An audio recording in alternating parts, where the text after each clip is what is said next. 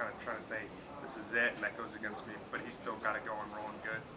I mean, when you're a coach as dominant as Nick Saban, you know, people don't really want to see you win no more. So people just start saying stuff like that. That he might be over with and stuff. But I don't think he's going nowhere anytime soon. So Have you seen it just the same since you started? That was Mouth I was saying. He's the same guy every day. yeah, he's the same guy every day. Comes into practice. Snaps on people. Gets on people about anything. But he loves us. He shows a lot of love. He wants the best for everybody. That was No Limit. That's what people call it. Where Yeah. does that name come from? Honestly, I grew up and I really started calling myself that in middle school for real. But I was a big G Herbo fan, a rapper, and his little thing is No Limit too. And so I was like, I started paying attention to it and stuff like just like the name No Limit, like no limitations at all, like knowing it's no limit to what you can do. So I started calling myself that, just to let myself know every day that it's no limit at all. So. So you mentioned that coach, snaps at people sometimes. Is that almost a sign of respect that he trusts you guys to get on you like that? Yeah, we were all like his kids, So he wants the best for everybody. So when he sees somebody not doing what they're capable of doing, he's going to get it out of you. So yeah. Do you have any legendary ones that happened to you when you were the subject of that? Oh yeah, it was actually recent. It was actually this season. So, but my freshman and sophomore year, he didn't really get on me because I always try to make sure I did what I do, give it my all every day in practice. But it was one time during fall camp, I was rushing up the field, but I was supposed to take the back coming out if he would have peeled out, and I didn't. But this is during a walkthrough. It's not no live period. No, this is before practice even starts. And then so after that, who has the back? Oh, blah blah blah blah blah. And then of course I messed up. And then after that, we had flex. And flex is like a little warm up where you go back and forth between sideline and sideline. And he comes to my line and just stands there on my line. Every single time I ran past him, he would say some slick stuff like about the same play I messed up on. It was crazy. All I could do was laugh though. Just soak it all in. So I take it you haven't made that same mistake yet? Nope, haven't made that same mistake yet. Nope. At the same time, right, he can be harsh to you, maybe not harsh to you guys, hard on you guys. Yeah. And get that out of you, but he's also able to relate to you guys. Yeah. How exactly does he balance both of those in your point of view? I mean, Coach Saban, he's been coaching for a very long time, so he understands how his players feel at certain times and stuff like that. But at the same time, he knows what it takes to be a champion. So it's just all about us as players, trusting in what he's saying and just going by how he runs things and stuff like that. Because he's been there, done that before. We've even been in college, so it's just a trust that you got to build with him. Malachi was saying that this year, coach is maybe not lenient, but a little bit more. I see what you said. I'm already know what you're saying. Yeah. Is that something that you noticed? I mean, yeah, I feel like it is, but I feel like him being a little more flexible and understanding, the relationship between him and his players is unbreakable. So that's one thing I would say, between the whole him being a little more cooler or something like that, But I feel like that's just Bill's relationship between him and his players. So, yeah. Do you have an example of how he's been a little bit more chill this year? Compared to my freshman year, him and now, he's joking with a lot more people. Well, he's joking with guys a lot more on the defense. I'll say that, yeah. You always gonna have a good little laugh when you with him. So so it's always a good time. Dallas, this defense for next year is adding LT Overton and Damani Jackson both committed. I mean, what do you know about their games, or what is this defense getting those two? I watched LT a lot when he was at Texas A&M. That was a team that I watched a lot of their film. With them having a lot of sacks in the SEC and stuff like that. So I know what he could bring to the table, and I also remember Damani from high school. So I know what he's about for sure. So what does LT bring to the table? Oh, he brings a lot of pass rush, very physical, a big body as well. And I feel like he could play to the standard that we play here at the University of Alabama. How's it been this year with Will gone now? You're kind of the premier pass rusher on the team. You're always well regarded, but now it's your pass rush, you and 41. What has that been like, this transition? I mean, Will, right? With him on the field, he's gonna get his regardless. So, it was But I feel like Will so what the standard of being an outside linebacker at the University of Alabama really is. So I feel like he just paved the way for a lot of people, in the outside backer room. Guys like me, Chris Braswell, Quandarius Robinson, Keanu Coot, and all the young guys we have in the room as well. But he kind of just set a standard for us. So I feel like without a Will, we probably don't even be playing how we play now. So I feel like he plays a very big role still in today's season. Just by how he carried himself last season. What are some of the nuances to playing an offense that uses the tight ends as much as Michigan does? I mean, playing in the SEC, you would see some tight end play, but playing against Michigan, who sometimes have 3 tight ends on the field at the same time, it's different in a way. But it's just all about how we prepare the team, how we adjust to the team as well. We had a lot of time since the last time we played to really study those guys, understand how they run the ball and how they use their tight ends as well. So, yeah. What exact adjustments don't have to make for that? Uh, May leave the line. Having different personnels, like sometimes we might not run with 6 DBs and 5 DBs and 4 down linemen and 2 linebackers. We're gonna have to have a lot of more big bodies on the field, to be more physical and just to stop the run and stuff. So.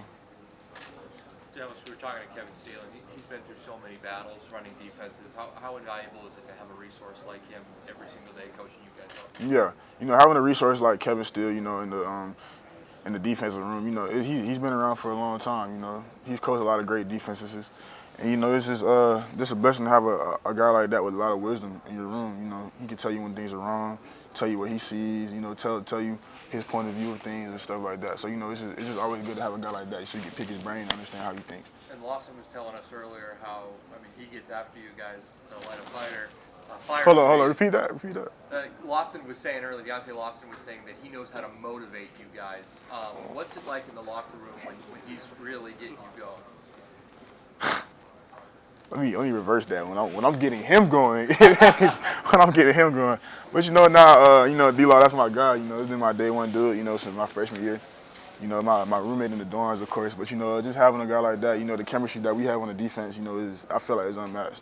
Because a lot of the guys on the defense, we've been friends since 2 years ago, since we lost in the national championship my freshman year. So it's just good to have your brothers on the field. Just knowing that you have brothers on the field that you can trust and play with, that's gonna have your back through thick and thin. So.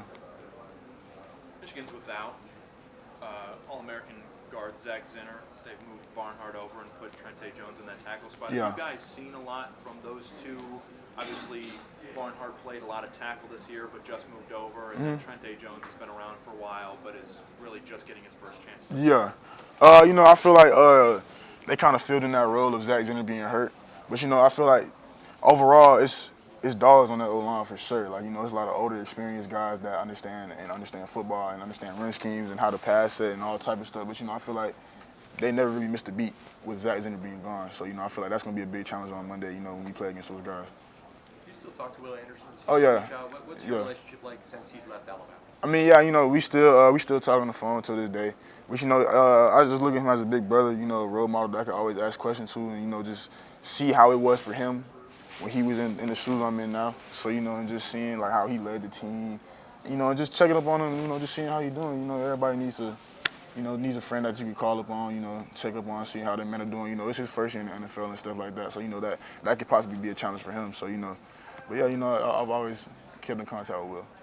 When it comes to, you guys just played the number 1 team in the country with Georgia. Yeah. Now Michigan's the number 1 team in the country.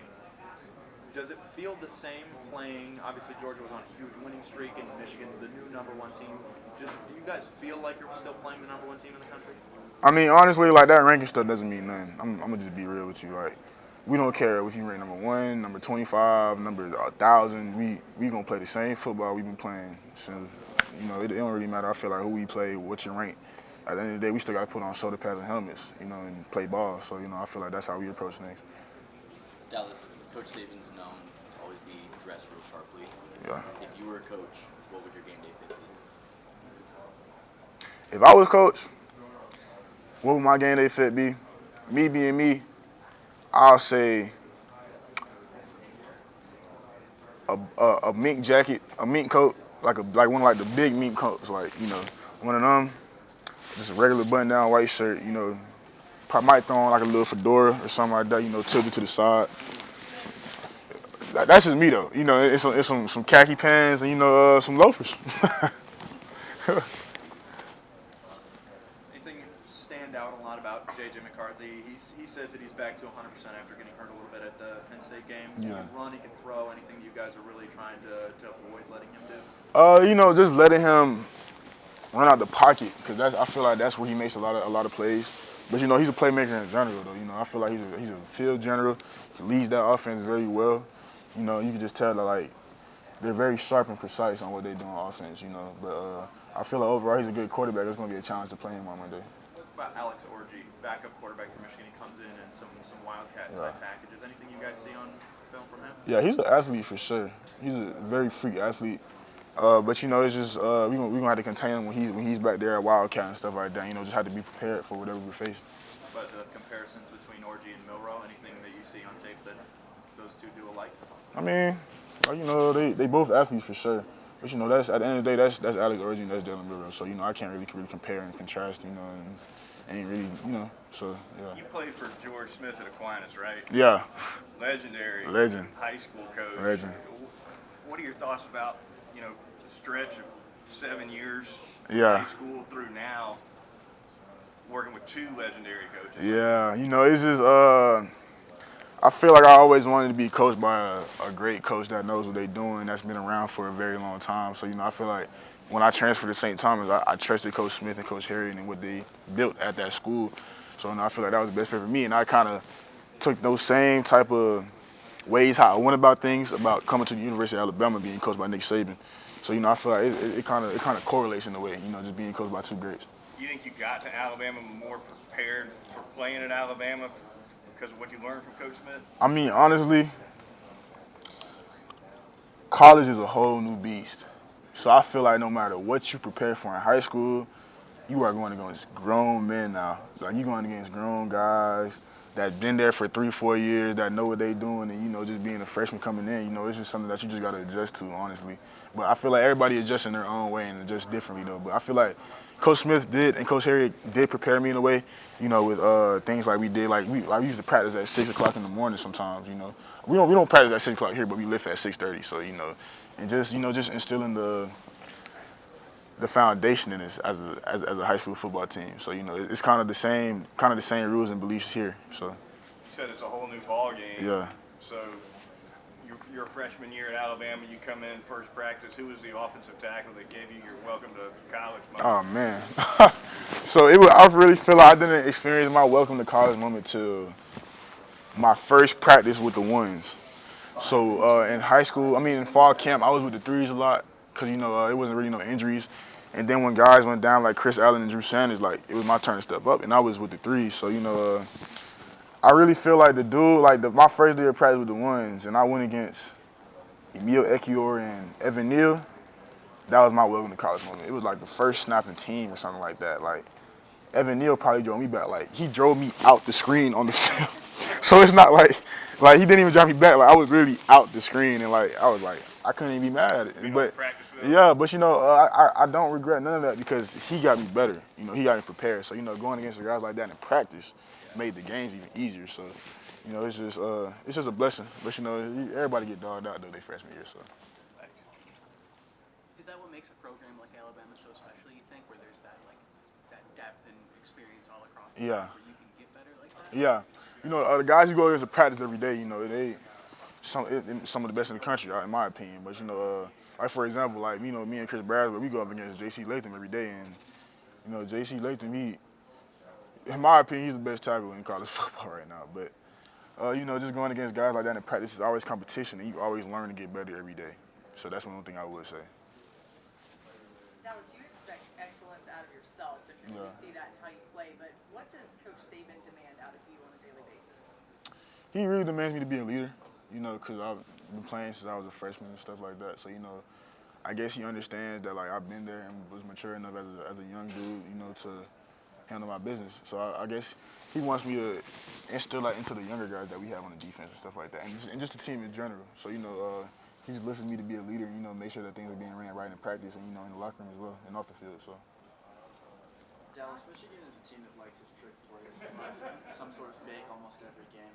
How do you as a linebacker prepare for that and not bite on it? You know, just looking at tendencies, you know, with trick plays and stuff like that, you have to pay attention to everything.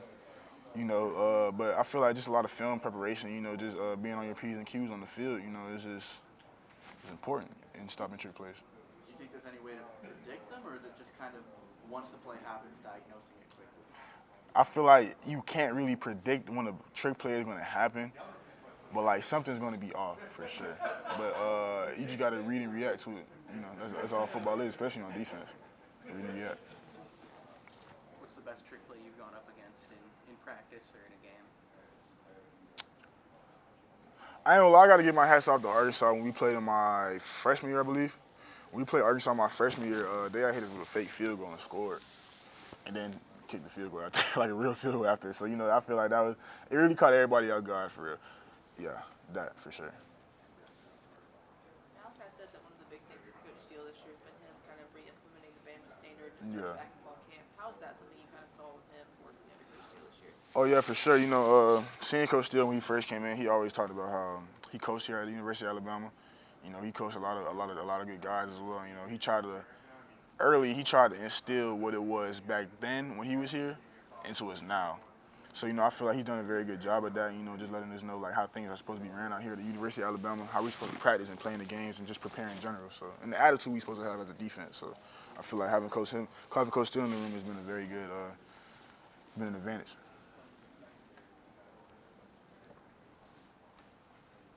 Yes, sir.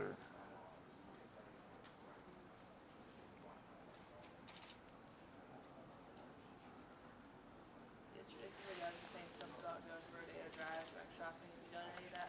Nah, I haven't got a chance to do it yet. But I definitely got to pick a day where I could, you know, go shopping and stuff like that and enjoy myself. You know, I kind of prepared for it when I packed my clothes, so, you know, yeah. Yeah, I left a little room in my suitcase, you know, to bring some clothes and stuff, so.